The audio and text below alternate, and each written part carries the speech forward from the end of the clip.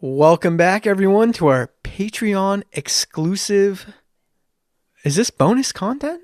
This is bonus material. This is bonus. Patreon only. Episode 4 of The Sun Goes Down with a Ruby Smile. I am so glad that we're able to do this. Yeah. I'm glad that we have Patreon content. We've been talking about it for a while. Yeah, for sure. Yeah, those guys deserve something. They've been supporting us. Oh yeah, they're the best. And Mike has been great. Add-on. What's up, Mike? Hey, I think it's worth it for you guys to do Patreon bonus content because I get to listen to it. You get first-hand source. Yes. So episode 4, dare I say, the last episode in this little story arc. Really? Getting close? We're getting close. We'll see what happens. Let's go to the other direction. We could extend this adventure a little bit longer. Let's go back to the boat. Yeah, let's go pirate hunting. Let's spend 3 or 4 episodes fixing the boat. Let's go to Chult. I hear Chult is looking for adventures in about 10 years from now. Well, let's get into it proper. Let's do it.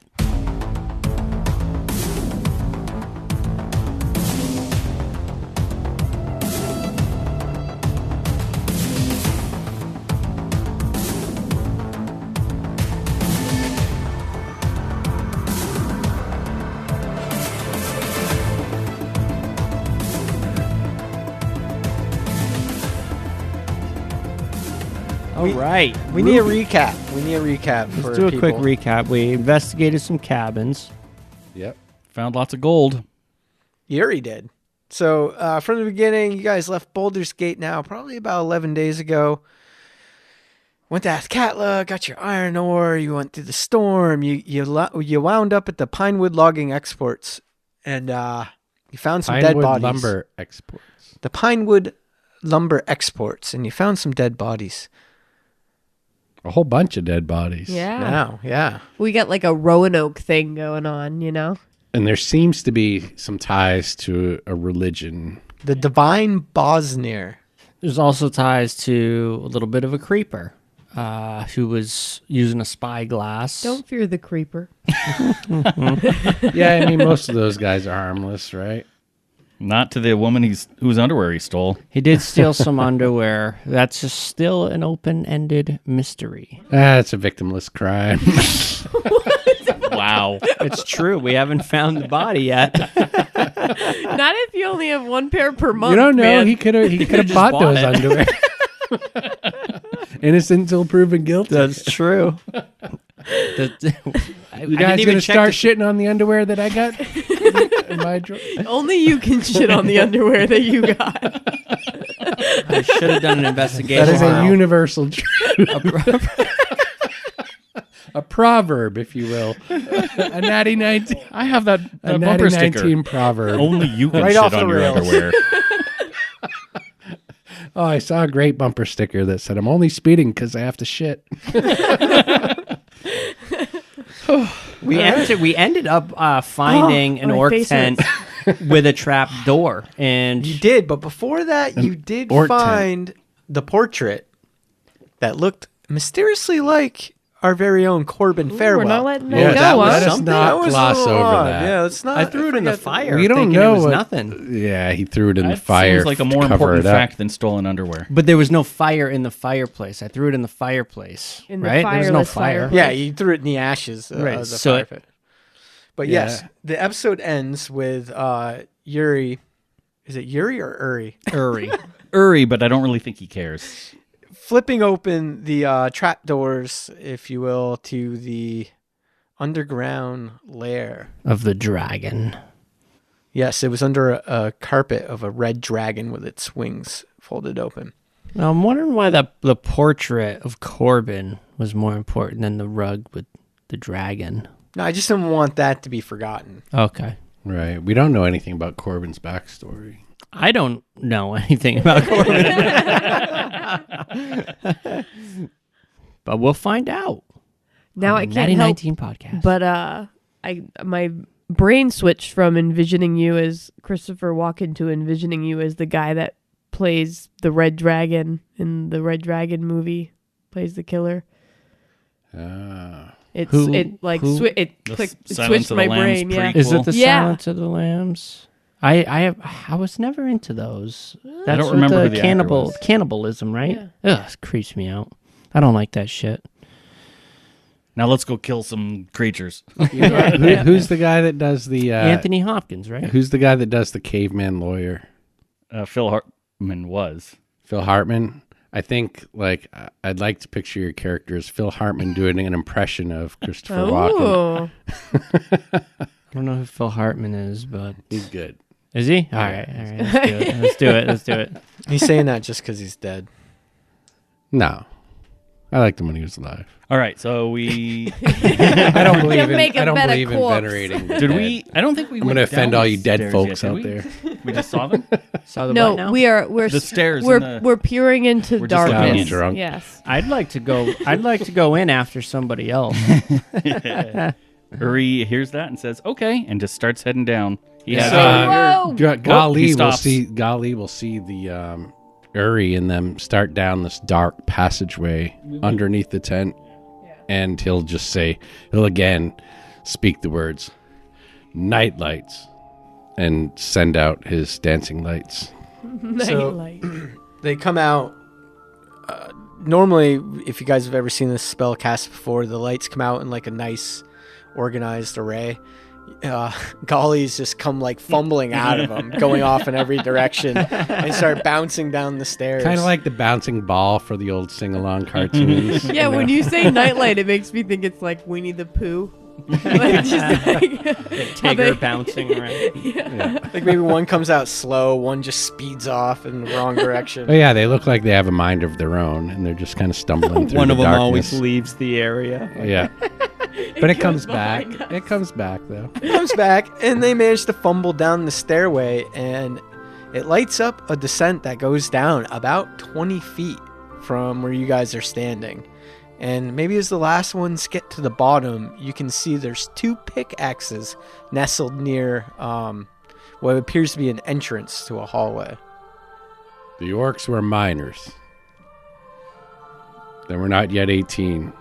The walls are jagged, and they appear to be from naturalness, like natural jagged walls and a bit of carving.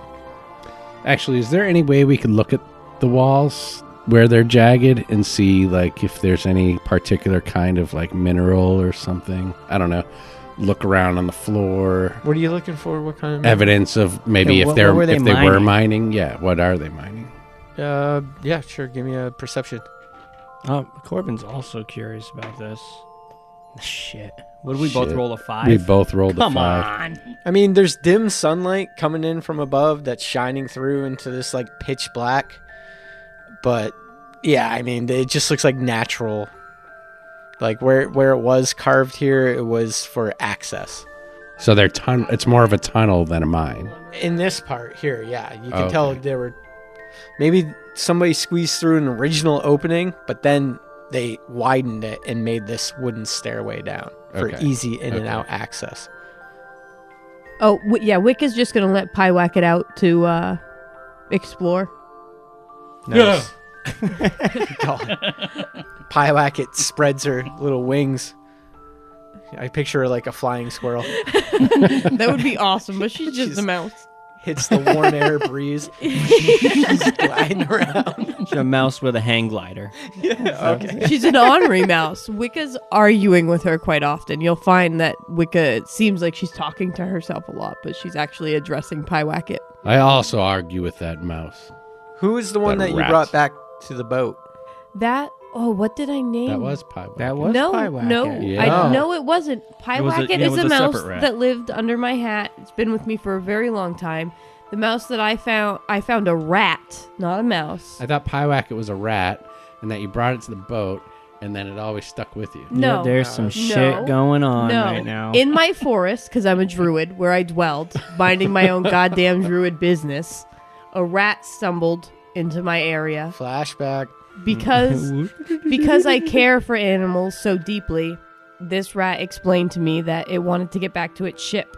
So, I brought the rat back to the ship, and upon being on the ship, both Pyewacket and Wicca are nutty. They're like, they kind of let chaos rule their life. So upon getting there and bringing, I named the rat, but I forgot what I named it, back to the ship, Pyewacket wanted to stay. And because Wicca is kooky, she listens to the pet mouse that lives under her hat and stays, and therefore is now on this adventure with you. Descending into this pit of darkness. And I could imagine, like, as the dancing lights are floating around, the orbs of light, that Pyewacket, like, shadow gets cast, like, big upon the wall. And that just pisses Golly off. Well, shall we advance? Give me a marching order because it is single file. All right, Gali, Yep. Uri, Pyewacket, and Corbin. I thought Uri was My in name front. is Wicca. Then I thought Uri was in front, and then Golly. I started to go down on a suggestion. Then Wicca said, "Hold on," so I stopped, and now we can decide. in Now order. we're Yeah, deciding then you on casted marching the order. lights. Yeah. So, and I just threw one out. Feel free If to you wish for me to go first, I will go first. And Golly will clench his fists as he Okay, moves friend. forward and hold him up. Maybe even pull out like a bar stool out of his pouch. There could be traps. Now explain to especially the listeners and maybe the people at the table, because you explained this to me off air. What do you mean by when you're pulling the bar stool out of your pouch? Oh, you want me to go into the mechanics? Yeah, what are you doing there? You're casting a spell, right? What spell is it? Well, it's not even really casting a spell. You see, Golly is a conjurer by trade. So he gets to just conjure inanimate objects. Okay. And for him, like, there's a little bit of a mental restriction. Like, he thinks that he's pulling it out like a magic trick, like pulling it out of his pouch. So he's really conjuring an inanimate object. And he can conjure an object up to like 10 pounds. And there are some physical dimensions to it too, but What he chooses to conjure is a fucking bar stool. he's Of all a things. tavern brawler, Right, you know. right, He's okay. That's what he's used to. So he pulls out bottles, bar stools, beer steins, you know, that kind of stuff. Okay, so you guys get down to the bottom of this 20-foot descent. Now, I don't know if you've ever done that in real life, but you start going down underground like that. There's a feel to it. Like, it presses on your head. You know, you're underground. Like, the way you hear, everything is different and muffled. Now, where the fuck have you gone underground 20 feet? Your honeymoon. Your honeymoon. Please. I Are you nailed getting it. weird with me? I nailed it. You need this honeymoon. I've been underground, dude. I've been underground. No, I'm with been you. I'm underground. feeling you. I've been in. There's I've been underground. you've been underground. I've been underground. We should Caves. visit a catacomb. I've been sometime. underground. I've been in Catacombs would be man-made tunnels. You don't even have to go far. You didn't go I in mean, the you go to a caves cave. in Homosassa? I didn't know. I went no, in the fairy caves in Colorado. no. They weren't very. I've been in man-made tunnels though, and it does feel like that. You're the pressure and Yeah. all that stuff. You know, man-made pipes. Yeah, whether the pressure is real or imaginary in your head, but there's that feel. I just want you guys to get in that mode right now over around the table. Think about it. Oh, I know where there's a secret mine. I could bring Should you we guys go there? sometime. I could bring you guys. Let's some- bring. We can finish Can this we hook up session. all our recordings? Finish You know this what? We session. should Can we bring start our doing patrons there? paranormal documentaries as part of our fucking It was scary thing. shit. When I went there, it was all foggy, so my headlamp wouldn't even show like the other side of the wall. It was just pitch black. Yeah, I'd hyperventilate and pass out. Can't But do anyway, that. Yeah, Corbin's yeah. got his crossbow locked and loaded, ready to go as he's taking up the rear. In the No, back of the line. In the back of the line, not taking it up the rear. You like that phrase. You like the So- taking up the rear phase. I like skating on the. Corbin, you'll notice everyone on the else edge. walked by him. It's And all since right. you're in the rear, you still do. You see there's two pickaxes laying against the wall. I see two what? Pickaxes Oh yeah, the laying against the wall. Yep. Do they look magical? No, they, look, Do I recognize any engravings? no, they look like work pickaxes. Like they've been used a lot. And the small tunnel opens into a circular room with a pit dug out in the center. At the bottom of the pit is a patch of water that appears to be seeping up from where the duggers have dug down too deep. So does it? All right. Does it looks accidental? Like they accidentally hit water? Yeah, like they were digging here and they dug down and then they hit water. Not like they were trying to dig a well. Right. The tunnel continues on the other side of the pit. And, looking around, there's footprints everywhere. Like this room, there was a lot of activity through here. Do we hear anything? Maybe down the tunnel? Good question, right? Do we hear any activity? Perception?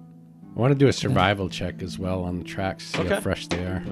So what are we getting? We got Uri must perception be zoning Corbin? out. He doesn't perceive anything. Oh, shit. Hey, there's your roll below I'm 19. awesome. That Nice. perception, Is it- actually. what was it? 5. Oh, I thought you showed me a 15. I was like, shut up. Survival. Let me get Golly's survival. What do you All got right, going on? 18 on survival. I want to know how fresh the tracks are.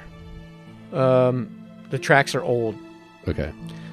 With that high of a survival score, though, you notice there's a lot of them, but they appear to be mostly the same. So it's the same, like, 2 sets of tracks coming in and out over and over again. Wicca got a 19 on her perception. She had picked up one of the pickaxe and was jokingly singing the hi-ho song as she walked behind you because she's small with the pickaxe on As her. you're singing, your voice is just echoing down the hallway. All right. And but maybe upon You just realizing alerted that she... Yeah. Well, no, and you're perceiving and listening, and it's just your voice kind of echoing back a little. And Corbin, you got what on perception? 13. 13, yeah, you're just hearing your little gnome friend, right? You're a gnome, right? Singing and the echoing coming back to you, reverbing. There must be a cavern ahead. We wouldn't know because you're being loud. Well, me being loud has alerted us to the fact that there's a cavern ahead. Golly crouches to the ground and he looks kind of awkward squatting so close to the ground because he's so huge in general. And he just puts his massive hand on the tracks and says, "These are old tracks, but they're only of maybe 2 people. Same 2 people, in and out." Well, let's push forward. I just want to know if Ruby is with us. I wasn't sure. Ruby is. Okay. She seems to be very cautious, alert, looking around a lot, like she's taking everything in. And she's walking around like the pit a little, looking down into the pit. Knock her ass in. Kick her ass in. Knock her ass in while no one's looking. Such a bully. I don't trust that little fucking one. Golly will pick up his bar stool as we move forward. Yuri moves ahead of the group. Yep. He said so first. Right So he's- behind Yuri. So Yuri moves up to the front of the pack. So this circular room again narrows down into a singular kind of not crawl space, but very tight quarters. It's less than 5 feet. Oh, I forgot to ask where the tracks work. Work? I mean, it's just boots. So you can't, dude. Orkin boots. What brand? Yeah. I know. I rolled an 18. I mean, come on. Red Wings. Humanoid for sure. Big. Boot tracks. Size 13. What do we got for fog of war here? Those boots were made for There's walking. some fog of war going Christopher for the people Walken. at home listening. So I'd wear boots except for the bee's knees. the circular room again narrows back down into a 5-foot wide passageway, and it takes a sharp left.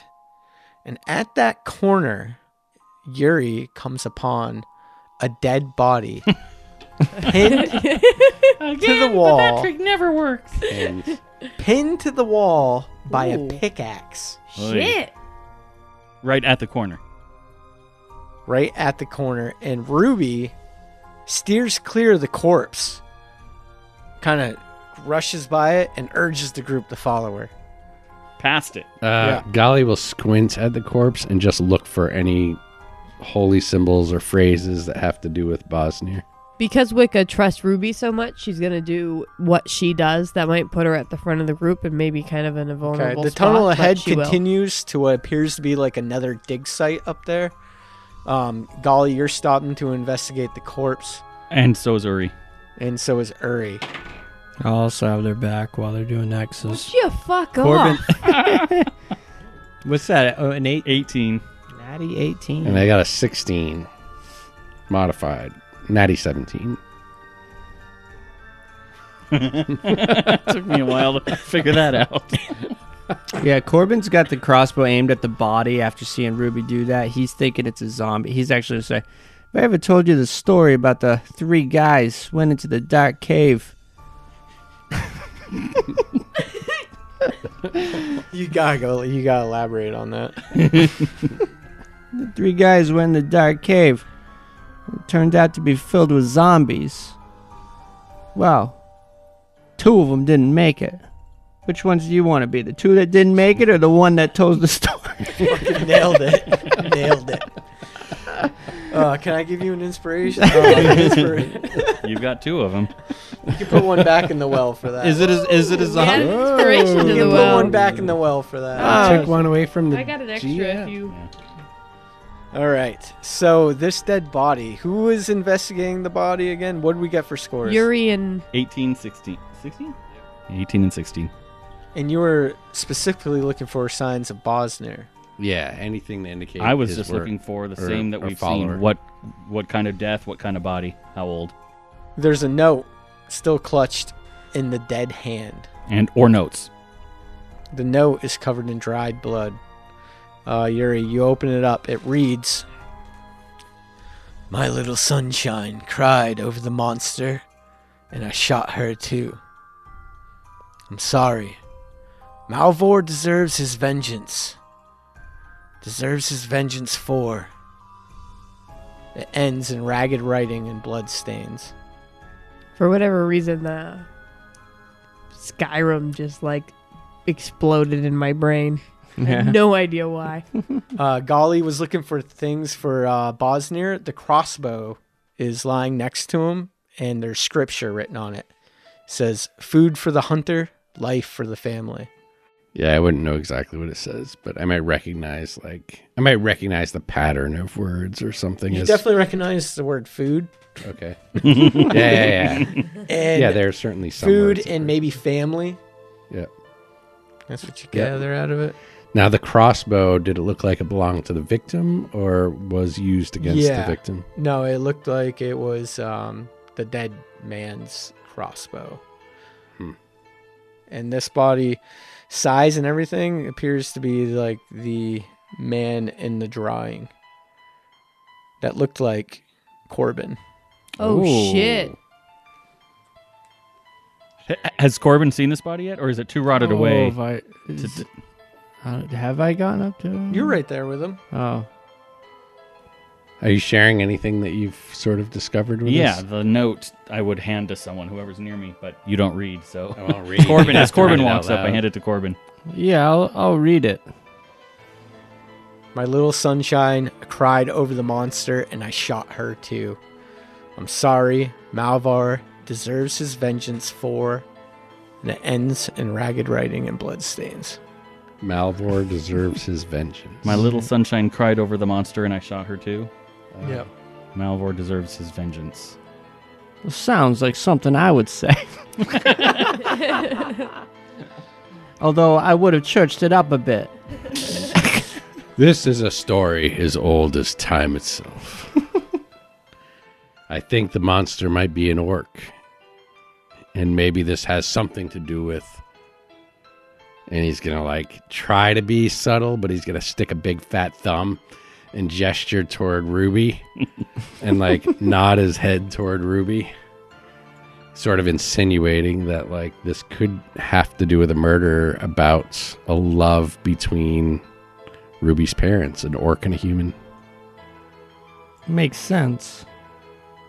I'm getting the heebie-jeebies.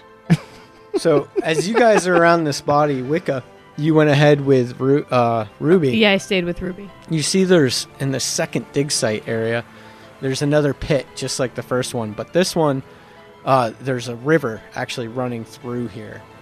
And where it runs out the southern part of this little cavern. To the back of me Yep. at this point. Yep. Yeah, Ruby hops down in the water and looks at you and motions you to come, and she disappears. She like ducks down and gets like down into the river and crawls down into like a little tunnel where the water's going. Without hesitating, Wicca pulls her hat down to keep Pyewacket safe. Jumps in. Whoa, whoa, So whoa. where we're gonna show up in We an even empty cavern. see her? You guys a lot give of me a trust. perception check, but if she's not saying anything, you might hear a splash. Oh, Uri didn't. Oh, golly did not. I got a 19. Corbin's the only one. You can hear definitely the plunking of people jumping in water. He's going to rush up, see what's going on. Yeah, as you rush up, you see the little gnome grabbing her hat tight and plugging her nose, jumping. Yeah. And at that point, he'd be, whoa, whoa, whoa. Is a gnome's Stunned. fingers big enough to plug its nose? That is a good question. And you'll notice, too, the second dig site as you run into the room, it's very similar to the first one, with the patches of running water running through the tunnel. Uri follows into the room. He's standing behind Corbin.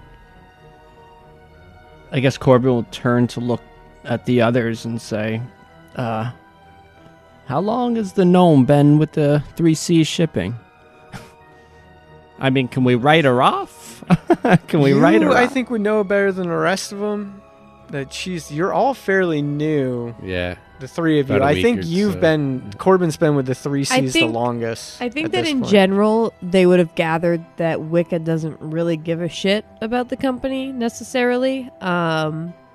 She will make bonds with people, and there's loyalty there. She definitely seems like a benevolent being, not one that would be a traitor of any sort, but that she doesn't really. She's a bit chaotic. Right. I think Corbin was just asking, implying, like, should I care that this gnome is going to kill herself? With any luck, her rats will drown while she's swimming. True. So as they're discussing, you emerge in a giant underground grotto. I like that word, grotto. It's a good one. Well, is there any other way to go from here?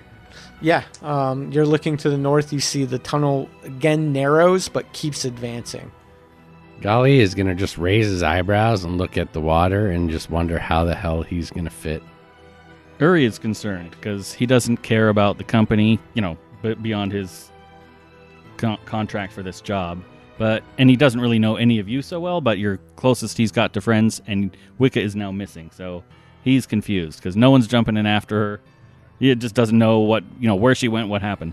I guess at this, Corbin's gonna get his rope out and fasten it to whatever he can in the area, so at least he can jump in and have a lifeline back. He doesn't know what he's getting into. Yeah, good move. You can definitely find something you can tie off to. And it only takes you, you're pretty skilled at this with your rope. And Yeah, he's a careful guy, too. He wouldn't jump in here without a rope or something. And I guess as soon as he gets the rope tied, he'll look to the rest and be like, I guess I'll go first. And he'll wrap his arm with the rope and he'll jump in the water. You jump in the water. It's icy cold. It's slow moving. It's not like this was a fast moving. It's almost like a little tunnel with like waist high water. But once you got into that grotto, it deepened. So you're actually swimming now, Wicca, as you're coming to that room. And you're way ahead of everyone now. And you're coming up out of the water. And you notice dangling from the top is a chain with a bucket. Like a well.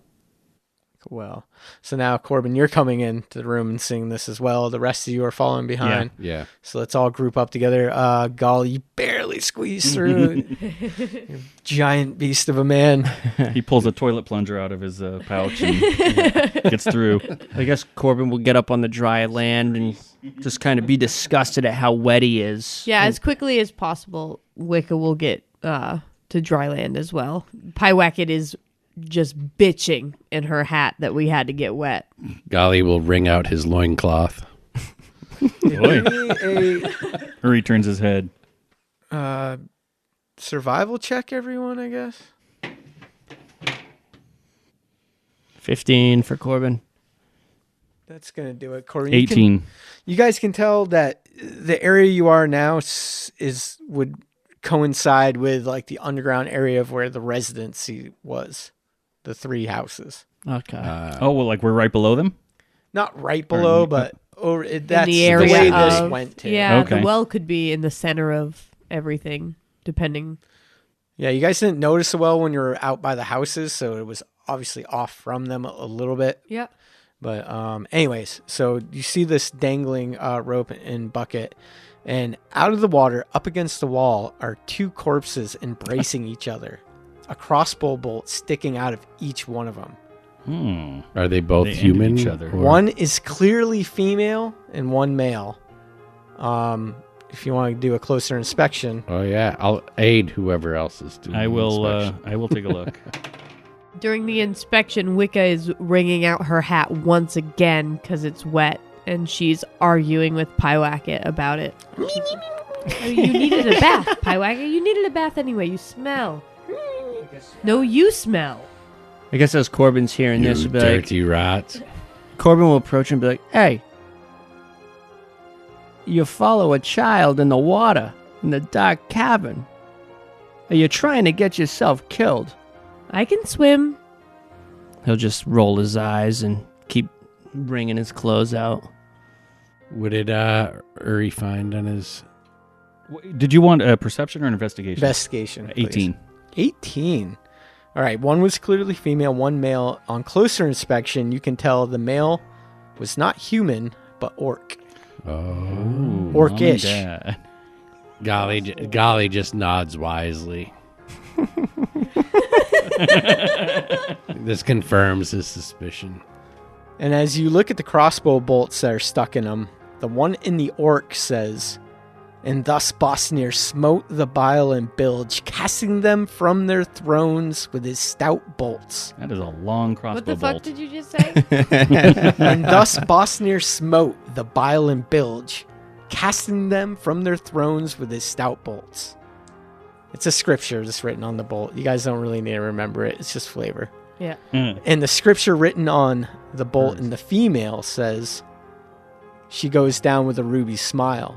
The blood of innocence That's what I'm talking about. swapped upon her lips." Yeah, I can't even. You had me at she goes down. I went a little dark with the ruby smile. But it was there. There's a stack of folded parchment papers that sits next to them, and bits of ruby ores are wedged in the wall behind them. They seem to be set there as decorations for the bodies. Not like they've been set into the wall, like these little ruby pieces.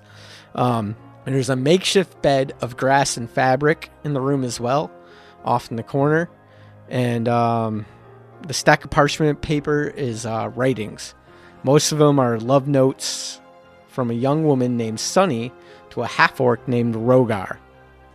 Now, if you take the time to read through these, you're going to decipher quite a bit of information here. Yeah, Corbin will do it in with the quickness. While he's looking through them, He knows his way around some parchment.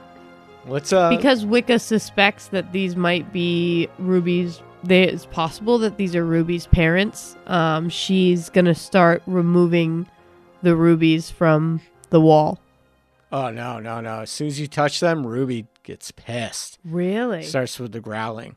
Okay. Yeah. So essentially, Wicca was going to remove them for Ruby Right, no, to give them. But when she starts to get pissed, Wicca will recognize that and immediately back you away. get the impression like Ruby put those there Yep. as All right. decorations. Yeah.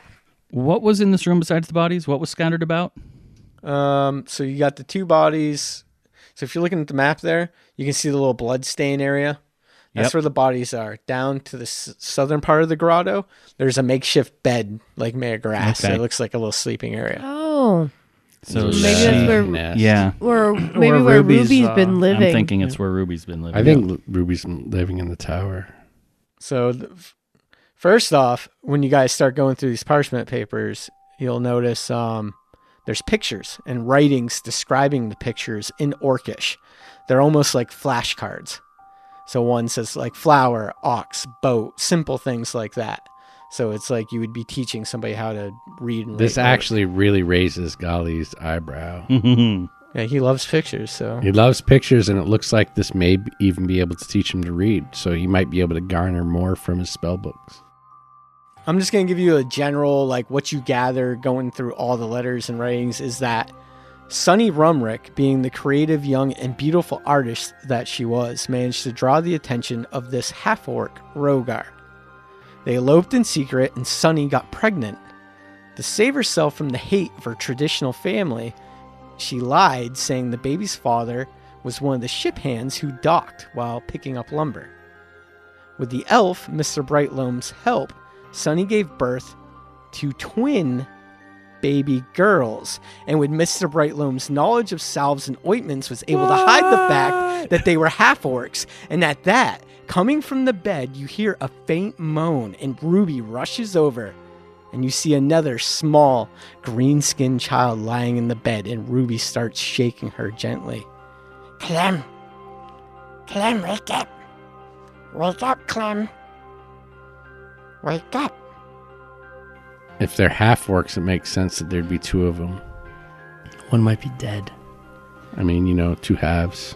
So digging deeper, you find a letter. Thanks, Golly. That logic is just Wait, what's up? great. What was the logic? If they are half-orcs, it makes sense there are two of them. Two halves do make one whole. So Corbin, digging deeper into the letters written by Sunny. Malvor has noticed the orcish mannerisms in the children, and he is growing jealous of you, Rogar. He is threatening to tell Father the truth about the children. I strongly fear what Father would do if he found out. We should try and leave with all haste.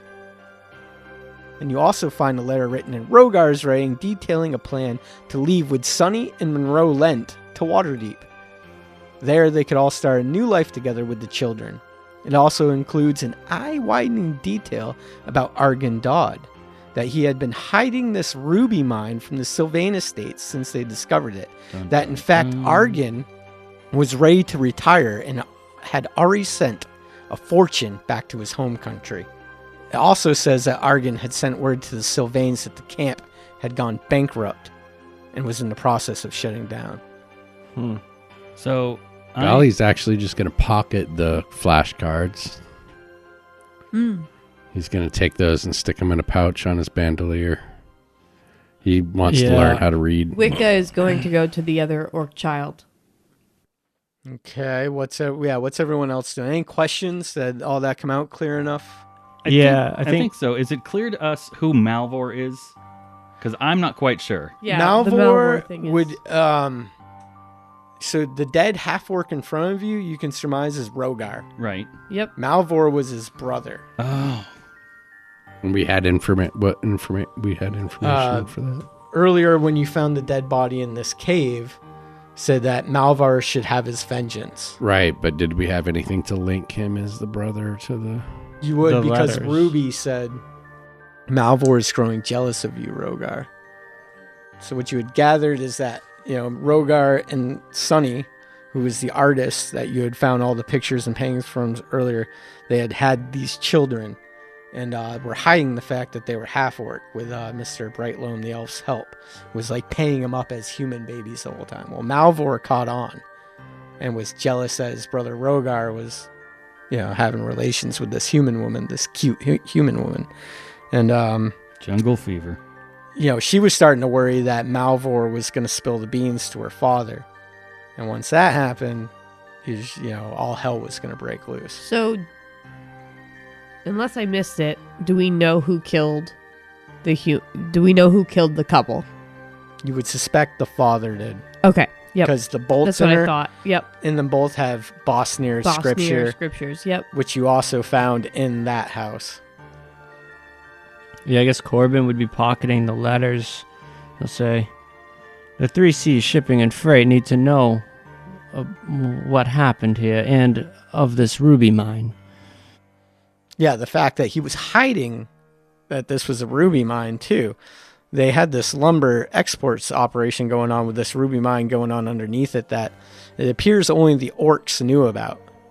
So the orcs were hired as security, but they were down here mining, and they were pulling out handfuls of rubies under the nose of the Sylvain estates. Perhaps now in Wicca's mind, because of the way she thinks of the world, she might indeed think that these kind of wildling children are why Pyewacket wanted her to stay, and maybe it was to protect these wild children.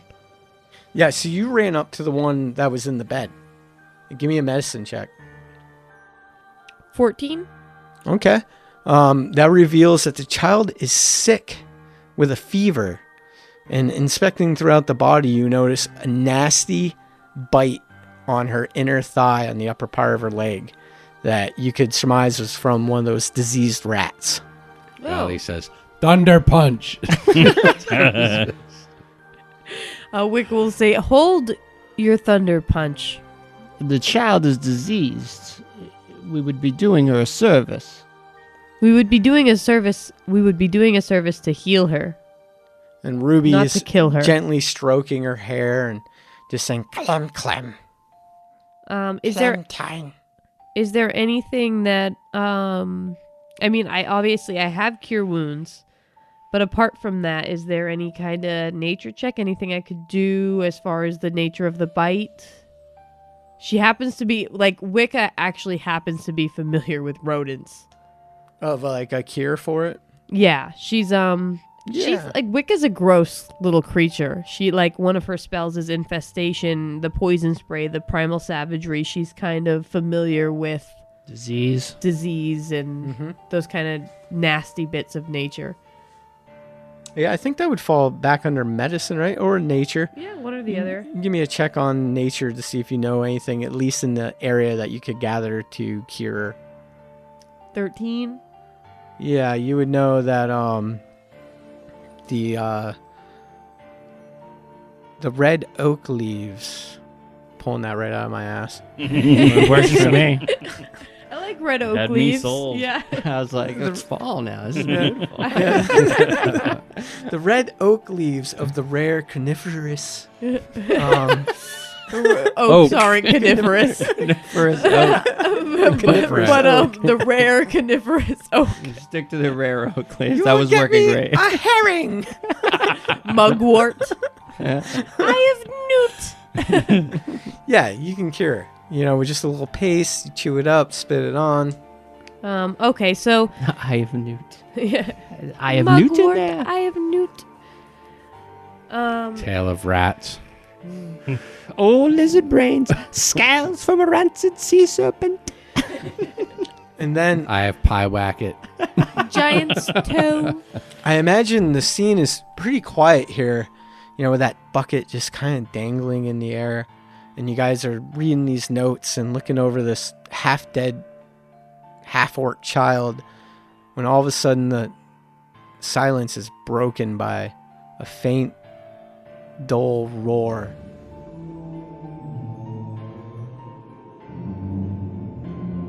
In the distance, coming from deeper in the tunnel. Crossbow is out. Dragon. Not like that kind of roar, more There like be a dragons. like a human Like a roar. grunt. Quick question.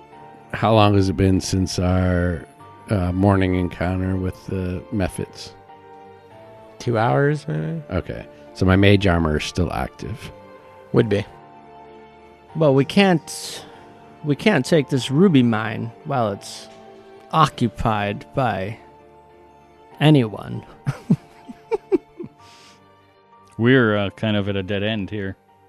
If whatever is growling can fit through the river. Perhaps we should. Get back to the 24 room. What could still Yes. even be down here? Everything else is dead. So far. Right. What about the killer? What about It's the also father? interesting that at least 2 different murder scenarios have happened, right? The father killed these two with the half orc scenario, but everyone else in town was probably a different scenario, right? Yeah, it seemed like everything sort of. Was the But Ruby some scenario. people may have been involved as far as the makeup and the covering and all that Yeah, stuff. covering the mine and There does seem to be isolated incidents, though. The burning down of the house, the stabbings, and then also the two different strangulations, Retaliations, two different perhaps. strangle victims in two different houses. pushing the guy off the tower. But yeah, it seems unlikely that everyone in this town could have been part of the conspiracy Yeah. to cover up these No, children. I think, Malvor could be also a killer as well as the father of the bride. Is he on the list of people who work here? If he was high up, maybe he is both. Maybe he killed his daughter and the orc because of the half-orc babies, but maybe he killed everyone else because they're stealing the rubies from his land out from under him. right. Yeah, as soon as Corbin learned about this ruby mine, that's all he thinks that this ruby mine is enough for all of this all to of be the killing happening. to happening, Even without greed. even without the love affair. He's seen this kind of dirt before. So he's, in his mind, mystery is solved. The ruby mine is the treasure here.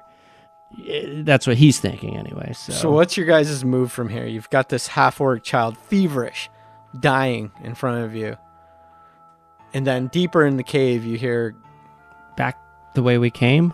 back the Yeah, way it you was came, further deeper into Okay. the tunnel you heard. The unexplored area. Yeah. So let's. Corbin's all for going back. He's got it in his mind right now that if we're going to take this ruby mine for ourselves or for the company, we need to eliminate any kind of survivors. Can Wicca ride the mean- bucket up? He's in that mode now. Or creatures that have inhabited this place since then. Can Wicca ride the bucket up to get what she needs for the child? Yeah, you could scurry up. You could crawl up with a strength check, I guess, or athletics. Drop the rope. If you must, take 20. You could eventually. Well, Uri's while she's worried doing for that, her, we'd too. be fighting the... I was going to say, we're. Well, it's 20 minutes. Would you guys mind if I was to... I would say between reading the papers and everything, you guys are kind of taking a short rest at this point. So if you want to do any hit dice to get your hit points back, Yes. you're in this grotto Yeah, area I that's really really need chill. If So you we want, we'll be in here for an hour, while because I think that's a short rest, right? A short rest is I an hour. totally... Yeah. All right, so I think reading through the papers and finding this. investigating. So we spend an hour. In the meanwhile, is what you're saying. In the meanwhile, within that hour, she's going to get the medicine. Wicca can Wicca, get the Wicca's medicine. going to get the medicine. I imagine one of you might have to hoist the other side of the chain to get the bucket up. Well, I picture it more as like the bucket's hanging there, and you're just gonna I'll climb up Climb the up actual it, chain. Okay, out yeah. of the well, and then up out of the well is where the chain is, where you would do any hoisting. Yeah, so that's Wicca and Pyewacket are both, Pyewacket's going to leap out of my hat and climb up above. She's going to help me find everything that I need. Mm-hmm. And, Would we say red oak leaves of the coniferous type? yeah. Yeah. So I'm up very there. rare. You might be up there a while. This is a fantasy world.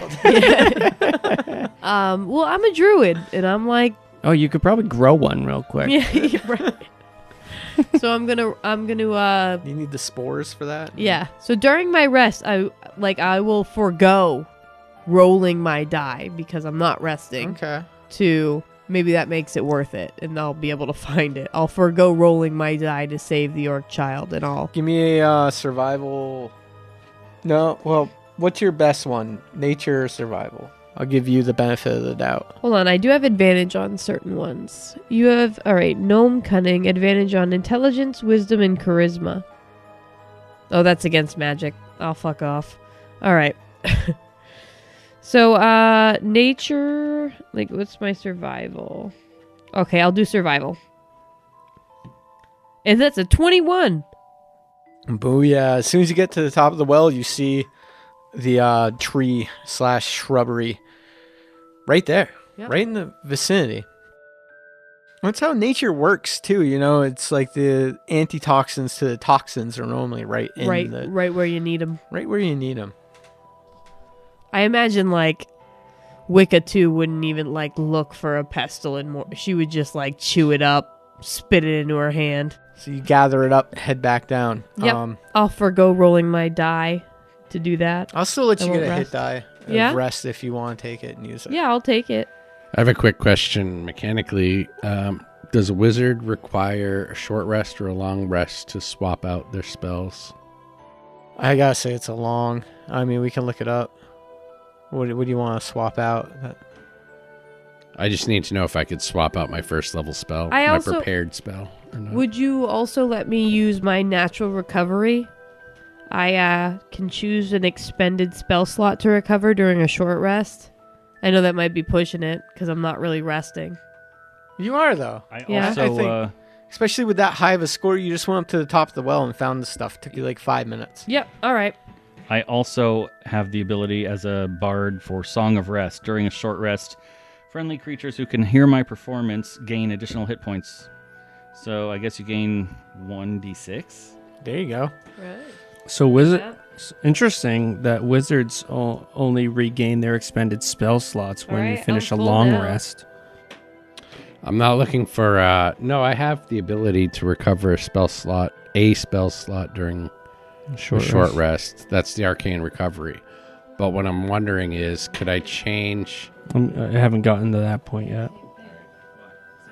Same mechanic, just called It's a something first level different. spell, and I think for fun, just like if it's the spell you want to cast. Yeah, but I don't want to. It's a long Right. rest to change your prepared spells. Okay, that's fine. It's fine. I don't want to. I didn't want to. I mean, it's not like you're I didn't want taking to break out. the rules. Yeah. Or anything. Okay. I mean, it's Patreon content. We we do what we should want keep over it here. tight, though. Yeah, we should. We should, but I just want you to have fun. So if it's a spell that you're gonna have more fun casting.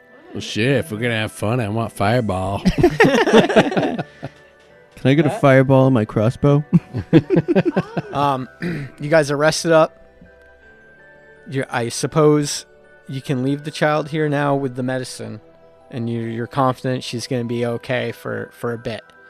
And it appears Ruby's staying with her. What do you guys do? If we hear the growl and we're heading toward it, if Golly sees other people heading toward it, he's going to thunder punch and Thunder punches way through the cast. water. He's gonna while getting there, he's gonna wait till he's close enough to charge his fists with the booming blade.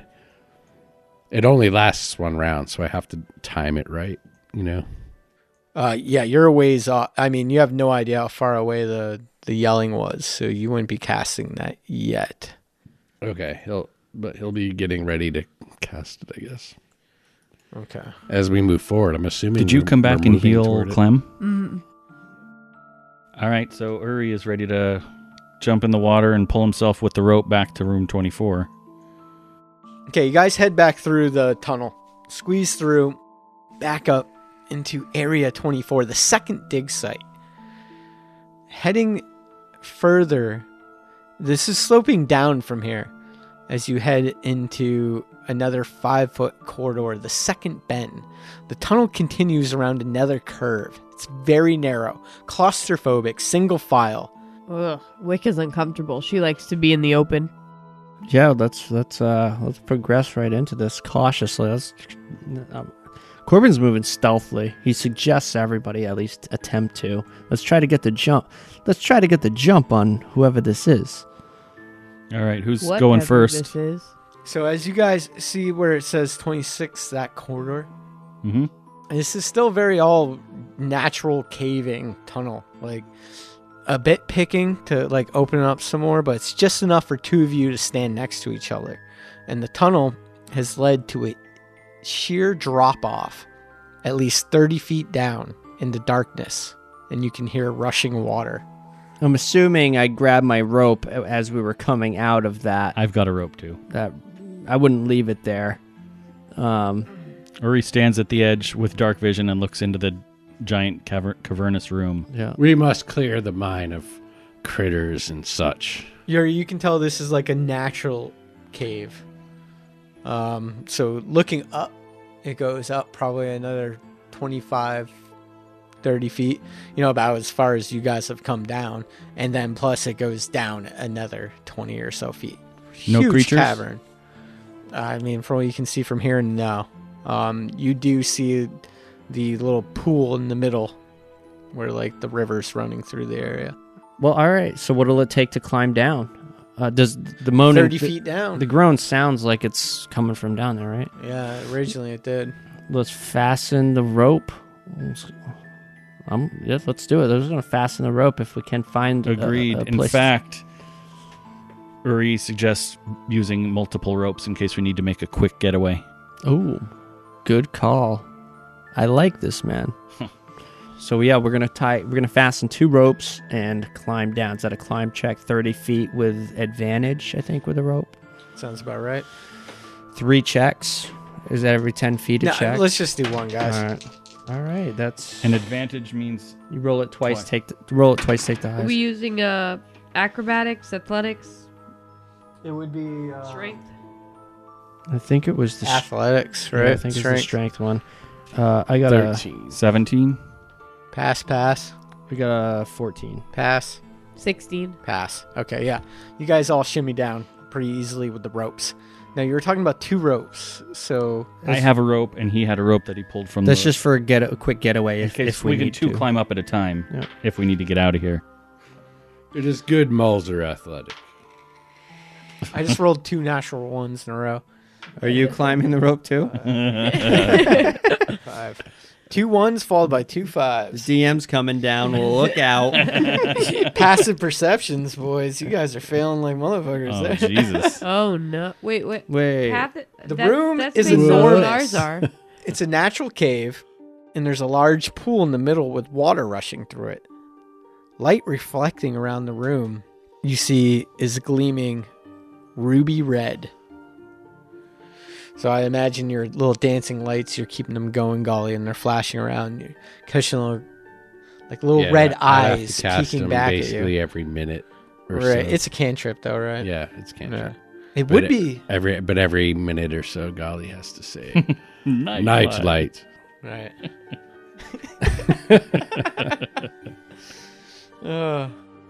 It'd be beautiful, except that now that you're down here, the stench of rot fills the air in your lungs. Piles of bones and half-eaten fish and guts are littering the floor.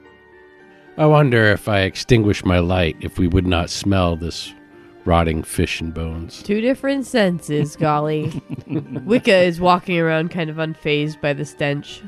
Okay, this bone-scattered area around the water, it's sloped going down there, and it's very slick. Tread carefully. Yeah, Corbin is treading carefully. I'm going to try for stealth. He wants to move quietly. It's going to be 13. You're as quiet as a mouse. So that would go against whatever's down here's passive perception, right? That's how that works. Okay, so you're stealthing. What's anybody else want to do? What are you doing walking towards 28? Yes. Okay, so I guess... I'm advancing towards Yeah. the sound. But you're first, that's why I was surprised. Yeah. Well, I'm stealth, so I'm confident. Okay. If- Well, Alright. Wicca is moving too. But she's, I guess, not stealth checking, but she's, I don't know, she's a gnome. She's tiny. She's definitely not being loud. Okay. Is anybody investigating or going near the pit? Or are you steering clear of it? What did you say about a ruby in it? I'm no, not there were going near the rubies pit. glinting off the walls. Ruby's glinting off the walls Uh, as your dancing lights are going around. Uri will try and stealth behind Corbin, but do I need to make any special checks to intentionally avoid slipping?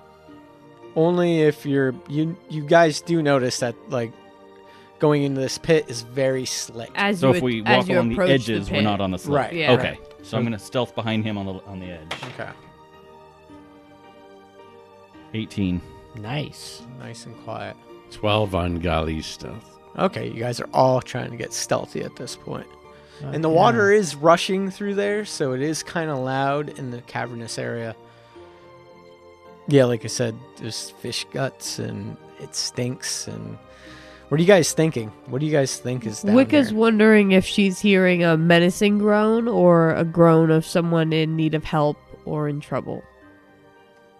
At this point, Corbin is almost kicking in his inherent greed not necessarily for himself, but for the company. He's always been very loyal to the company's agenda, and he sees this ruby mine now. Everything else is almost out the window, even the iron shipment, the original job. He needs to secure this mine and get this information back to the 3 Cs, and he doesn't want any survivors. He's even looking at his friends, getting thoughts.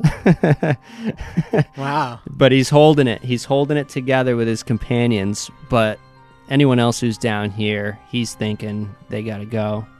Yeah, Gali is assuming that the noise we're hearing is from some sort of creature, or it's an opponent. It's not somebody that we're going to be helping. It's somebody that we're going to end up fighting.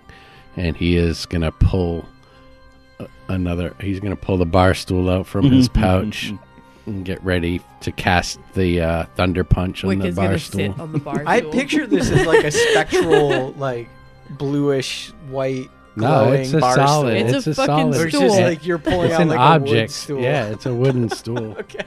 I I picture it all so like It's magical. 3 feet long. It only weighs about 10 pounds. I so like it's a that lighter whatever you stool. pull out will break the first time you use it. That's the best part, is that you have to keep, like, a bar stool's gonna break, a bottle's gonna break, like, everything you pull out. What about Yuri 30 feet down here in this mess? Uri is pretty confused because we've seen lots of dead bodies. We've seen a couple monsters. We've seen... He thinks Ruby is a good thing. Not... Corbin doesn't, but Uri thinks she's just lost and friendly and Oh, cute. damn it. Giant fangs. Hands are popped up on the screen. But he Is just that what doesn't, we're fighting? and he understands part of what we've discovered so far: the lovers and the half orcs, but not really the diamond mine or the ruby mine. So he's alert, doesn't know what to expect, and in fact, he pulls out his short bow. No, my interest is piqued. I'm very curious as to what we're gonna find, and I mean, something tells me it's not gonna be a combat. Otherwise, I think we would have been chomping at the bit to get to to get through it. I don't know. I feel like if it's the end of the adventure, it's got to be a combat. I kind of think so too, and I hope so. just the fact that But- the landscape's getting dangerous makes me think we're in trouble. I think we bypassed the big boss fight with the oxen charm. I think that was going to be the He boss was- fight. he I was don't big. know. There's more to learn after that, though. Who knows what was in the tower? This could be just closure, though, after the boss fight. So, as you guys move deeper into the cavern, the stench of rotten feces rakes the still air. Ew. Out of the darkness, you see a bulbous mass of green skin stand up. Does it have roughly the same shape as the hulking figure in the fire? Why'd you come back to haunt me, Kincaid? I already killed you once, and I'll kill you again. You and every one of you in this godforsaken camp.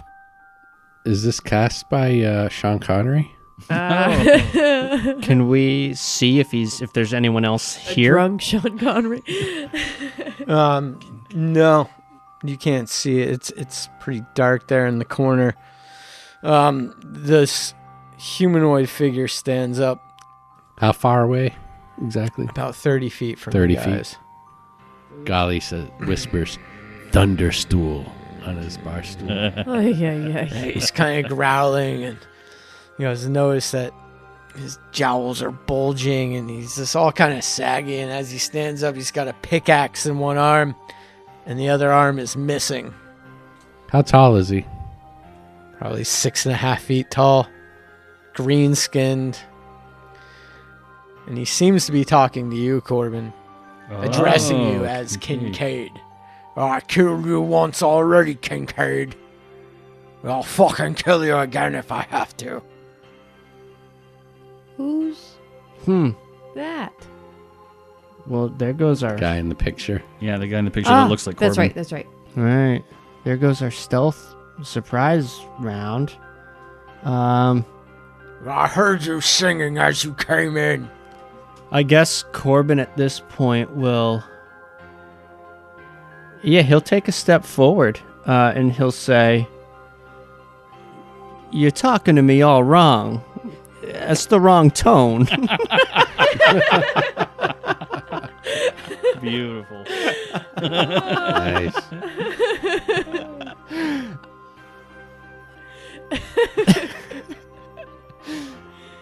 What tone would you prefer? You mock me.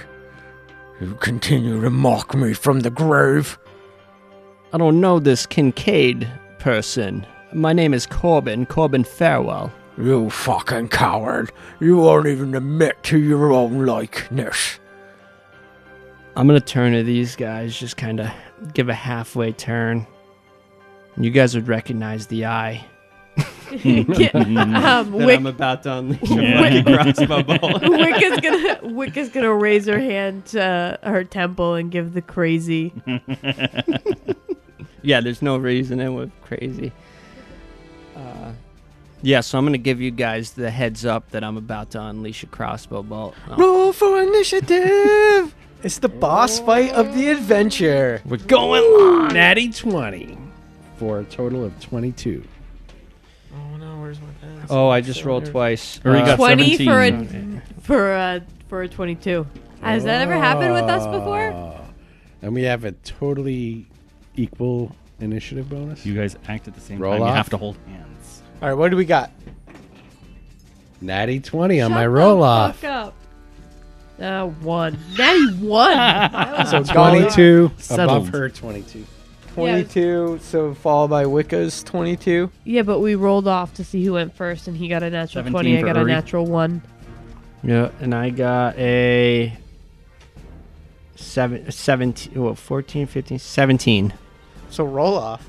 We did. No, you're- Oh, you them guys- too? Initiatives plus 4, or do we just roll off? Oh, I got a plus 3. I like roll offs. All right. All right. I got 18 on my roll off. I got adding anything to it? Oh, are we? No, No, no, just just a 11. straight roll. All right, so it's you. There's 2 roll-offs in the same initiative. Wow. Double Nice. roll off. So, golly. Sounds Double like a little war. Debbie snack. We had a friend whose mom's name was Debbie. It was a terrible joke we made. Did she have Dude, a double roll off? Everyone got super high notes. But there was lots of little Debbie snack jokes. All right, let's do this. The boss fight of the adventure. I gotta say, Start this off. boss sounds just like the alien from Men in Black when he's in the Edgar Oh. suit. He does sound Yeah. like that. That's the fucking voice. Yes. So the booming blade, is that cast on my bar stool? Did you hear that? Yeah, All I that heard bit it. leading up. Yeah, I was you initially seem to be thinking pretty Wild clear Bill, about but I all think that. that's because we All were right, on the good. Hannibal I'm rushing. thing. Yeah. Golly's just Oh, yeah, I can rushing hear right Wild toward Bill. him. He's going to engage, rush right at him, and swing his bar stool that's charged by the booming blade. Okay, so you rush right in. And that is a 12 to hit. Oh, where's my stat sheet? I feel like it's going to be a miss. Wow, you Is walk a right up next to him. miss. Yeah, he That's gets a right miss. up in there. Motherfucker. Oh! God, I'm burning through my... They only last one round.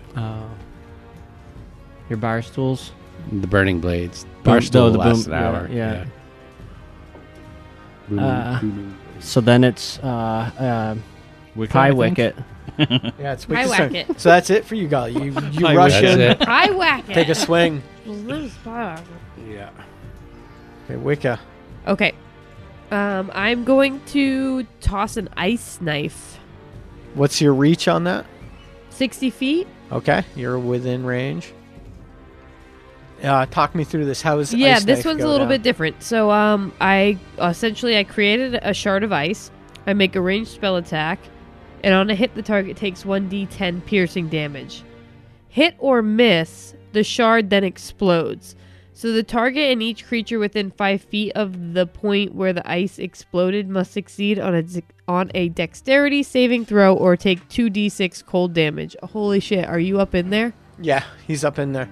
I didn't think that Give through. me an attack spell. Fuck. Give me an Yeah, attack. he's in there. Go. Yeah.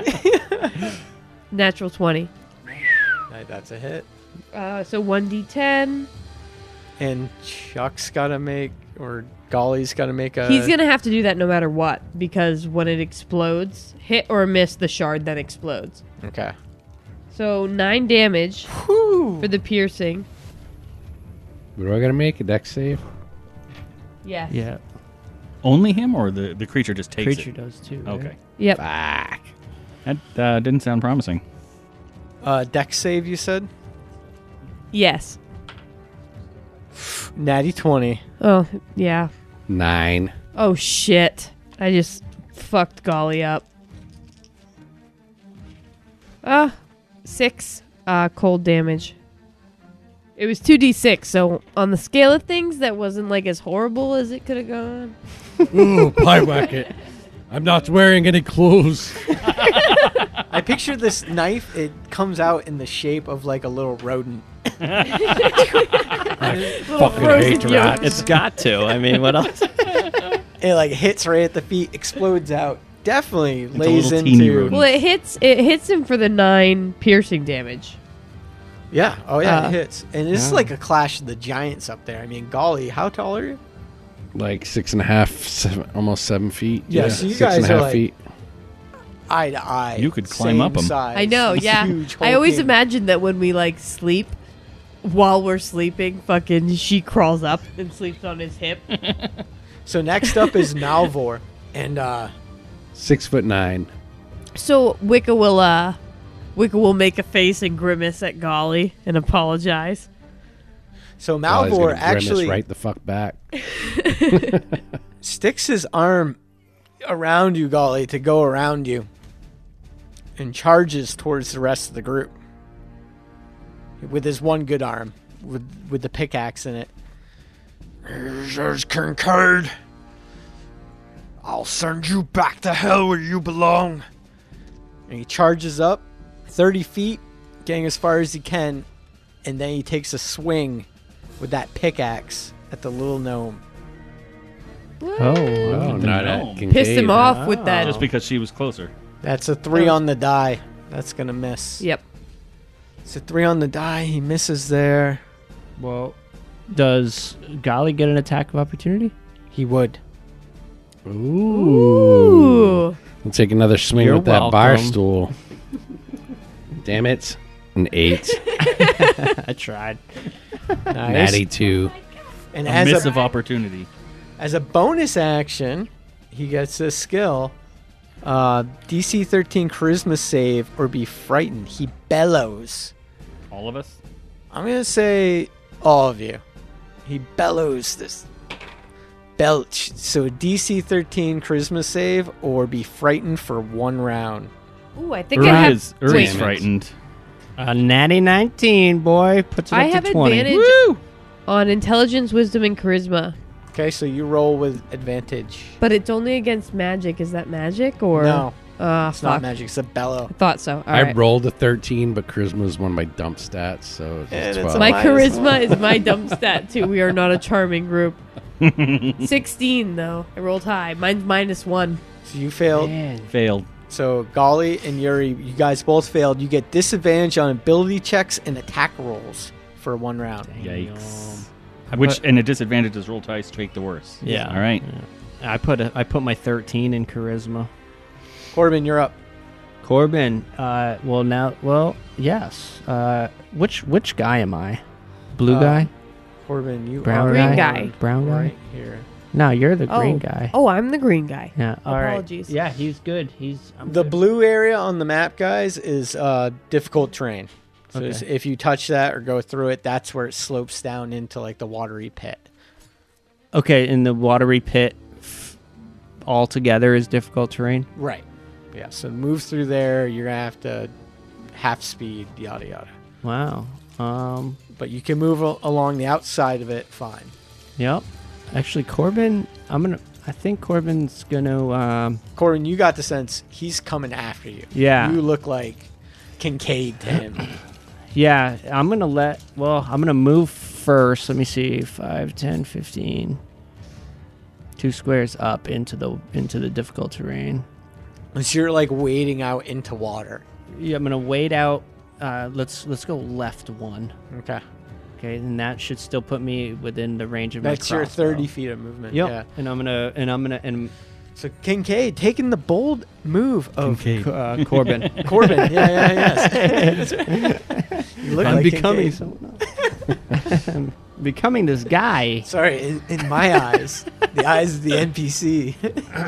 Yeah, bold move. I moved Bold out. move. Well, honestly, he's coming after me. I want his movement to be hindered as well, and I've got a range You're weapon. like luring him. You're like, if you want to come get me in this shit. Exactly. You're gonna I would go one more if I had more movement, but I'm going for the crossbow bolt right now. Natty 16. That's going to be a 19 to hit. And that's going to be... You get that sneak. Yep. Ah, fuck. Deuce. That's going to be 7 piercing damage. Okay. Yeah, so you wade out into the water, backpedaling. Poof, that crossbow goes off. Heavy crossbow. Yeah. Ricocheting that crossbow bolt deep into right into the socket where his arm is missing. Ouch. So it's almost like a little arm sticking off. Ew. Stick figure arm. Corbin, Stick arms. He does that wave it conclude your around? turn? Yep. That's it. Yuri. Shit's breaking out all around you. This beast comes charging up, swings at the gnome. Crossbow bolt goes off, And I'm frightened. and you're frightened, which gives you disadvantage on this attack roll or any ability checks. Still, I'm going to try and just shoot him from where I am with my crossbow. With my short bow. You can do that, yeah. Yeah.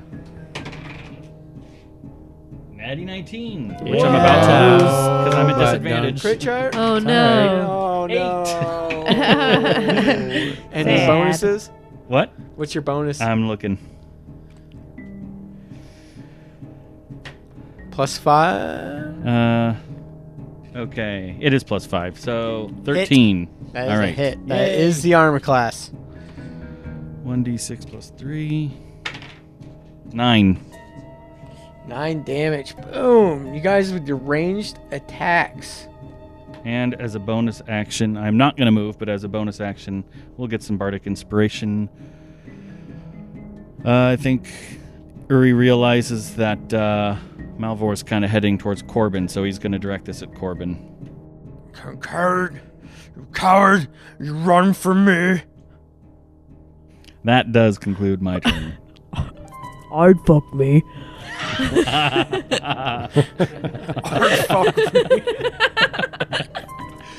to work to get your voice that low. Sorry, I couldn't help myself. Top of the round. Round 2. Yeah, let's deliver. Good golly. All right, Golly does not want anybody to know that he's scared, so he's just going to continue to rush at the at this half orc. Of course, it's going to be at disadvantage because he is frightened. So he's just going to come up behind and he's going to try once again to strike it with the bar stool, and that would be a 16 to hit. The a other hit. one was a natty 19, also. Oh, screwed by man. the fear. All right, 16 is a hit, so a couple things are going to happen here. All right, that's what we All like right, to hear. so 1d6 for the bar stool is what we decided on our off thing. So that's 6 points of bludgeoning damage. Okay. And as a bonus action, because Gali is a tavern brawler and he hit him with an improvised weapon, he could use a bonus action to attempt to grapple. Ooh. Cavern. Get the- So we're brawler doing now. this at... So how do we do that? It's so my this is athletics against your... strength. either athletics or acrobatics or something. Yeah, I wrote this down actually because I knew you might try this. So I get a +3 to my roll. Oh boy, a 24, motherfucker.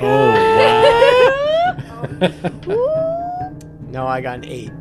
Yeah, so after he strikes him with the stool, he just lets the stool drop and grabs right a hold of him, grappling. So now I have the grappled condition. You are grappled. Now, what can I do while I'm grappled? I can still attack you. Your speed becomes You're 0. You can't benefit from any bonus to speed.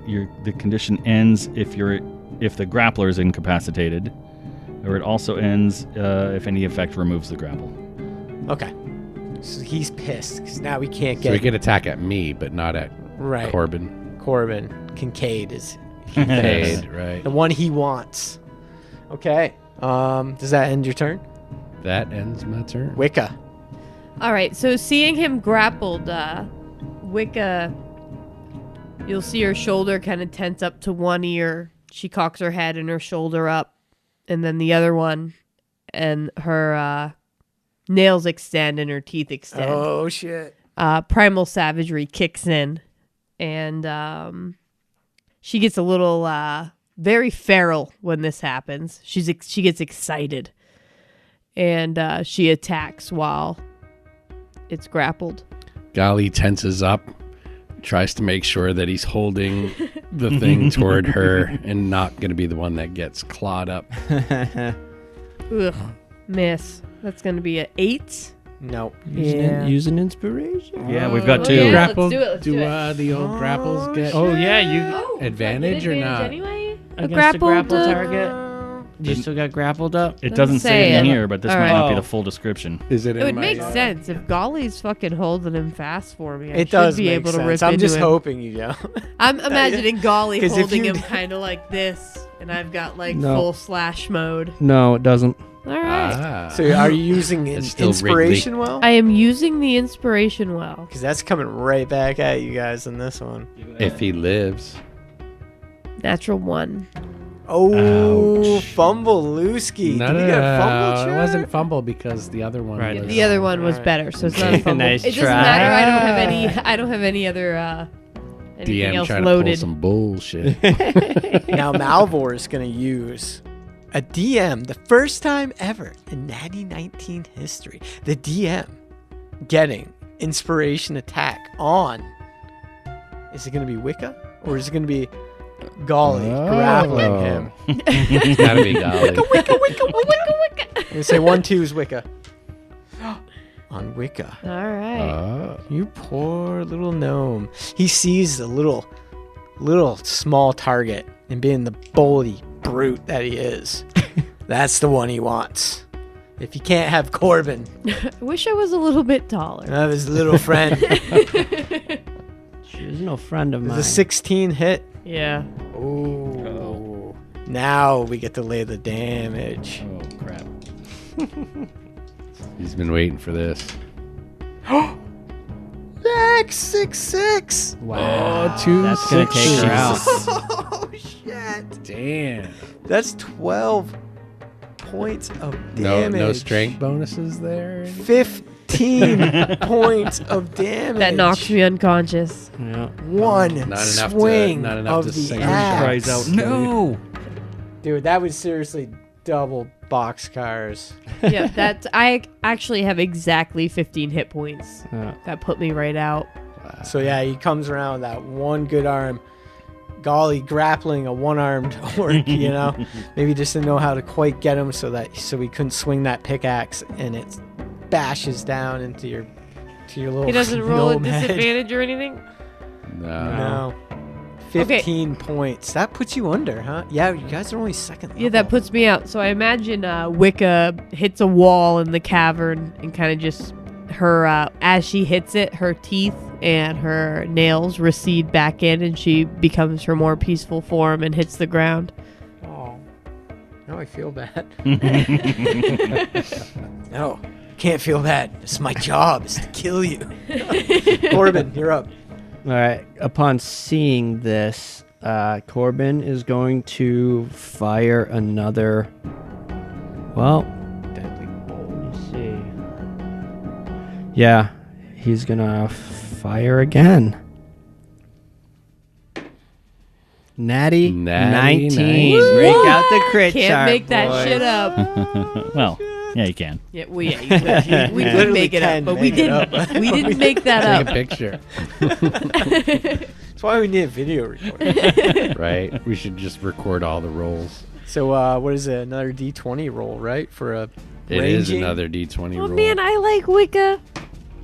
A 5. I want her to come back. 5. Suppressive shot, double damage, and the thing's speed is 0. And so, well, that was already kind of He was already grappled. So double damage? Yeah, double How damage. long does the 0 last? Till the start of your next turn. Well, that's shitski. Double. Yeah, double you still get damaging. double the damage. down. Yeah. Yeah. which is And pretty good. Do you get a damn sneak good. damage too? Absolutely, I got a sneak damage. Yep. So it's going to be 8, 11, 17 Nice. piercing damage. Nice. Thunk. Yeah, Corbin's just he crouches a little bit. Now the water level's probably up to his shoulders as he gets down just to steady himself. His elbow is kind of floating on the surface. Just he's feeling it, and then he lets it go. Corbin is sad that Wicca got hit. And as you're holding You this wish. guy, Golly, He you doesn't just care. see out the back of his neck, the crossbow bolt comes almost right to the point, touches you right between the eyes, and the body Yeah. just goes limp in your arms. Yeah, Golly's cross-eyed for that moment until he realizes that the body that Like this as thing you is, drop it, like Yeah. scratches you down the nose. Yeah, he just and then he does exactly that. Lets the body drop to the ground. Yeah, and upon seeing that, Corbin will get up, sling his crossbow over, and Good shot, Corbin. You got me. You missed me by the skin of my nose. he'll walk up to the limp body, like, bah, get her to sew that.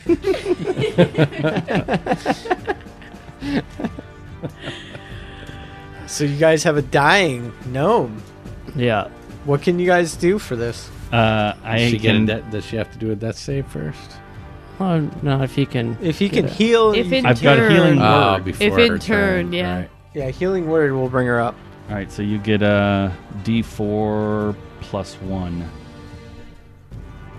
Do you roll that or do I roll that? I think the caster rolls it. Yeah. Okay. If it, 2. it's all right. That's brings all her right. up. Brings me Yeah. up. Because I can then, if indeed we are in trouble again, I can cast Cure Wounds Yeah, so on Yuri- myself. So Gets above you, casts it, and closes up that wound from the pickaxe. Immediately, yeah, the things you guys would notice is that he had a ruby set in one of his eye sockets Oh. that was missing. So that would be a good find there. Yuri says he couldn't see you clearly. That's why he thought you were Klondike or whomever. what would Kincaid. you do Kincaid. for Klondike But with bar? Malvor slain, something on the back wall catches the group's attention. Would that be considered rose-tinted glasses? Oh. Ooh. It appears the miners had tapped into a walled-up hidden room. I mean, Back into the theater of the mind here. So you guys, in the back of this cavern, there was like a walled-up hidden room that the miners had tapped into. Inside this small room are bluish runes that flare up along the floor and ceiling as you enter, and a small pedestal stands in the middle. It's now empty, but looks as if something was set upon it at one point in time. could Golly do an Arcana check on the runes? Yeah. Wicca's going to go pick up her hat, which got knocked off, and look inside and see Pyewacket safe. Nice. Even at my penalty, I've got a 15 on the Arcana. Golly, you notice with the Arcana check, it's written in Sylvan, but you may know the language. You can't read it. Right. Okay. Can anybody read Sylvan? Not Uri. But I couldn't detect anything magic can. about the pedestal or anything like that. That's what I was going for, to see if there's There's magic at work. Wicca can Yes. read Sylvan. Yes, and you do detect magic, Golly. Strong magics. Wicca, you being able to read Sylvan can read, banished to darkness is the lover's end. Until the darkness becomes one, she won't come again. To unite the three would be to set it free. Weary of the light, let it be. Now, you know by the sense of the magic here that it's emanating is far beyond Golly's level. Just in case he's going to look through his picture spell book. But then he'll, after realizing that, he'll look at his companions and just say, this magic is greater than my capabilities as a wizard. Wicca is going to read it again. Slower. I'm going to read it slower.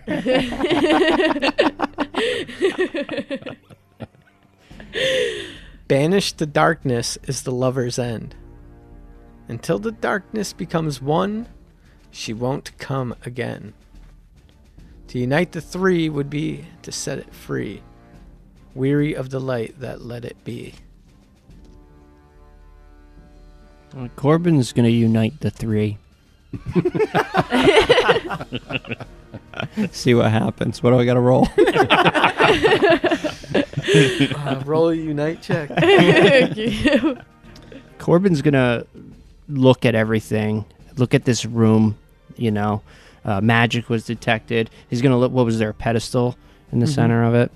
He's going to look at the pedestal, look at his companions and say, well, whatever was here is now gone. Perhaps we should just be happy with the ruby mine for now. And then he'll turn around and make his way out. Golly will just shrug his shoulders in agreement. So let's you guys get out of here. Get back to the boats, report to Tommen. And, he's just like, wow, he's fucking, oi lads, it's a fucking ruby mine.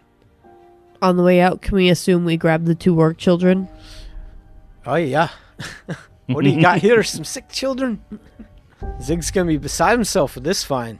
The fact that it seems the Sylvain estates had no idea. This could be the thing that elevates the 3 Seas shipping and freight to new heights. And I've been thinking, the ship, it needs a name after surviving a storm like that. If you'd led me here for just a moment, I could regale you in a tale of my lord Moradin. That one time, just one time, he had a mistress, and this mistress was from the realm of men. And she was a lady of the night, and she was said to be the greatest lady of the night in the world of men. The tallest of the midgets. My lord laid with this mistress. But there was a man who was very jealous that a dwarf, even a god, would dare lay with a human. And this man conspired to kill my lord. And as the assassins crept in, raising his blade of death, this lady of the night jumped in the way, giving my lord just a moment to counter the strike and kill the man.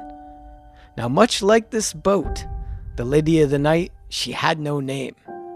But since she saved my lord, the dwarves, the proud people that we are, we gave her a proper name. And her name was the Divine Whore. And I think this is a fitting name for the boat. It's a fine name. It is a good name. What's in a name? What is in a name? You are a funny one, little gnome. That which we call a rose would smell as sweet. If not a bit suicidal. I don't like it. Oi, but what are these orcs children that you have brought me here? This one seems sick. This is Clem. She's on the mend. And this is Ruby. Okay, they say 9 lives are for cats and kittens, but if we hurry this one back to the gate, I might know someone who can take care of her. Perhaps on the way, Golly can teach them a thing or two with the flashcards. Oh, what do you mean on the way? There's no way she's going to survive. Not with the boat full of iron ore like this. We'd have to dump the ore. Okay, I think we should all just take a step back. I knew you wouldn't like this, Corbin. What are we to do? Are we going to let the child die? Are you asking my opinion? Is there any other way? It's a shame we play it on Wednesdays, huh? Ruby Tuesday would fit so well. Could we stash the ore here, or is there perhaps another way we could get it back to the gate? The ore seems more valuable, I would agree. I'm with the large man. If anything's valuable here, it's the ruby mine. We leave the ore in the ruby mine. We come back for the rubies. That makes sense. We play the long game. What about... Why, didn't you guys say you saw some ox and carts? We did. Yeah, we made friends with one, as a matter of fact. Well, what if we loaded up the oxen carts? Is this the halfling talking? Yeah, no, it is. Smack him. Smack him. I thought you were dead. Corbin, I know you never really liked me because I'm a halfling and all, but I just want you guys to, I'll I just rustle want to his, be a part of the gang. I'll rustle his hair. After spending time with the little orc child, the halfling is a welcoming sight. Everything's relative. Yeah. What's the plan with the carts? What were you saying about the oxen? Well, I mean, if there's oxen, there's carts. Maybe we could load up the iron ore, and me and the captain will take the sick children back on the boat with all haste. And you guys can take the iron ore by cart inland. Works for me. That sounds like a suitable task for the inexhaustible mole. And Golly just flexes. Uri says, "This sounds like another job. Is there an additional pay?" The 3C Shipping and Freight will always take care of their employees.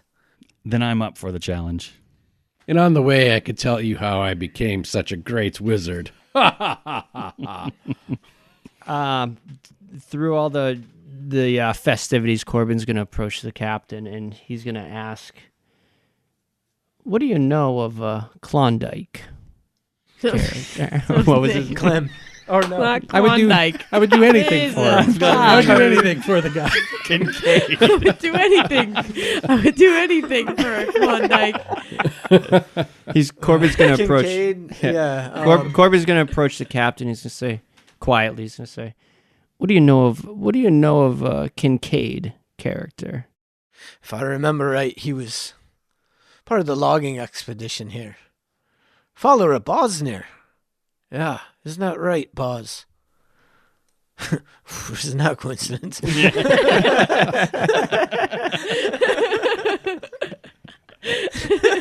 No relation. No relation. Suddenly the halfling turns into the god. So nothing special. No, Just looked like me. I guess so. I told What a you coincidence. we were letting this place get the best of us. You're right. Let's get this iron ore back and get paid. You guys unload the iron ore. You wrangle up your ox friend that you managed to charm. You strap him to one of the fresh carts. And you guys head out of town. You guys peel out of this. Peel out. We burn You guys wooden peel wheels. out of the, Let's PLA. shake some dust. Solving the mystery, I guess. Golly looks at the ox hungrily. As you guys are heading up the trail, a few days in, you pass a sign that says, "Welcome to Welton." And you hear the sound of howling wolves in the distance. And the screen fades out. But like any good Marvel movie, at the very end, there's one last scene. And as the boat is setting sail back to Boulder's Gate, the little chapter of this story ends with the camera focused on the half-orc child Clem. And we find her hunkered down in the corner of the ship all by herself, sweat pouring from the young girl's head. She coughs, and we see flecks of blood land on something she's rotating in her hands. And when Boz comes scuttering by, she quickly shoves it inside her shirt. And a moment later, she slowly pulls it back out. And looking at it now, the rest of us get a closer glimpse of a small piece of metal covered in runes. The camera continues to pan closer and closer until we are lost in her wide open crystal blue eyes. You fool child. And now it's early dawn, and the sun is just cresting over the port city of Nyanzaru. And we see busy merchants opening up shops, animal handlers painting their beasts, getting them ready for the day's races, mothers kissing their children as they send them off one by one to morning class. And over the city, we see a wagon chock full of trash pulling up to a giant pit, a hole in the ground outside the main city walls. And we see a hand reach up and grab the edge. And the 2 workers from the refuse wagon hop down and hurry over, helping a grown female half-orc out of the pit. They lay her gently down on her back. And even though her face is bruised and battered, covered in blood, a smile cracks across it. And she laughs. 9 lives are for cats and kittens.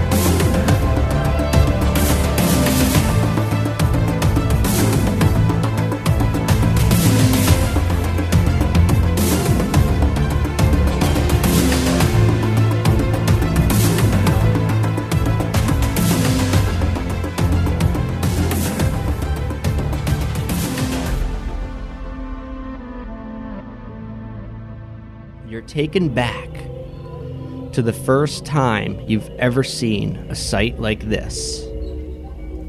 The day was hotter than usual, and with the winds picking up, an even younger young Quincy follow. This is crazy. If we go any further back, you wouldn't be born anymore. He steps off the horse carriage, plopping onto the dusty ground of a dig site.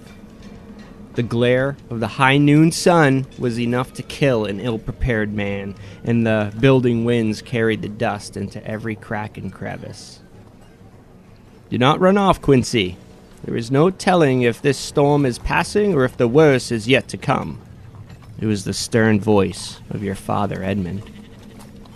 You'll do well to wait for Sir Thalon, he says while reaching for his work bag.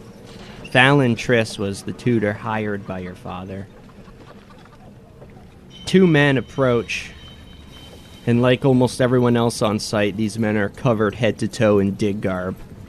And as they approach, one of the men walks gracefully to you, Quincy, and he pulls the dusty cloth from his face, looks down at you, and he says, 15 years ago on this very day, you were brought into this world for many purposes, Quincy, one of which is to be standing here in this very moment. You stare up at the man's elven eyes, which are such a rich blue, you often catch yourself wondering if they're glowing slightly. Edmund, your father, has his bag in his hand and comes to stand at your side, and he greets the 2 men. Sir Thalon, thank you for meeting us here. I hope we didn't keep you waiting for long. Thalon turns to your father. You say waiting with the implication of boredom, Master Edmund. He gestures to the second man. Alarad has given me the gift of great company. Alarad crouches before you. He reaches into his pocket and produces a silver piece, and he says, Happy name day, Quincy. I'll tell you, pay close attention to Sir Thalon's teachings. You'll go well beyond this company. And after handing you the coin, he stands and he faces your father. Edmund, thanks for coming on short notice. I have a feeling this find will elevate the 3 Seas shipping and freight to new heights. Edmund squints, clutching his bag tight to his chest. Your father, quite unlike Sir Thalon, seemed to never find time to be at ease, ever a tense man. And to whom do we owe our good fortune to, Every copper piece in our store has passed through my fingers, Alarad. I know this procurement is well beyond our means. Then Alarad moves closer to the skeptical Edmund. You strain to hear him, but you're able to make it out. The deed was obtained for the company by the Sylvain Estates. Zig himself made the deal, so I don't know the full arrangement. Edmund, for now, let's look at this as good news, okay? Think of our future. Think of your children's future. I have always thought of the future of my children, Alarad, with or without the elevation by obscure and questionable means. And at that, Sir Thalon turns to you. Come along, Quincy. We have free reign over the entire dig. Let us see what secrets await us. And when he extends his hand for you to follow him, his dusty robe shifts and you notice the sunlight glint from his rapier hanging from his belt. Fallon and the young Quincy begin walking down towards the platform lift, and you can hear, "Have I ever told you of the time I had defeated a myriad of demon invaders and won the heart of a fairy princess? It happened within the depths of an unearthed keep not unlike this one." And you hear a tiny voice, "Of course, Sir Fallon. It is my absolute favorite one thus far." And the two move out of view. The memory fades.